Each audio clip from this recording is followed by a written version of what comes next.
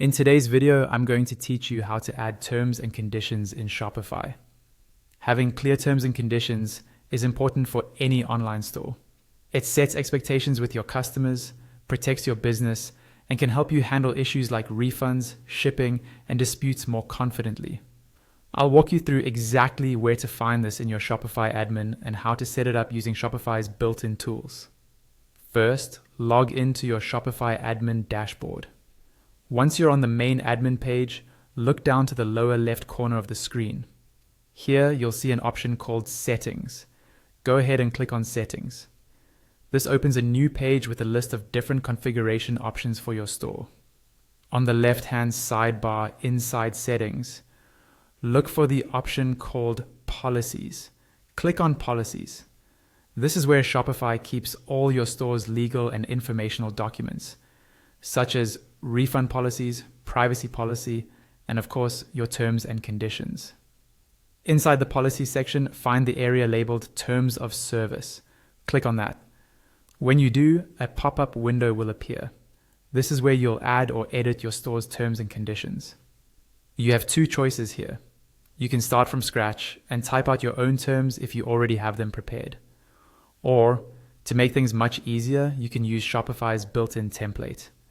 To do that, look at the top right of the pop-up and click on Insert Template.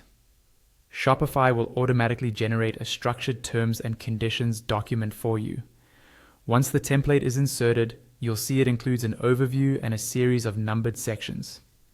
These cover things like access and account, your products, orders, prices and billing, shipping and delivery, intellectual property, optional tools, third-party links, your relationship with Shopify, privacy policy, feedback, errors or inaccuracies, prohibited uses, termination, disclaimers and warranties, limitation of liability, indemnification, severability, waiver and entire agreement, assignment, governing law, headings, changes to the terms of service, and contact information.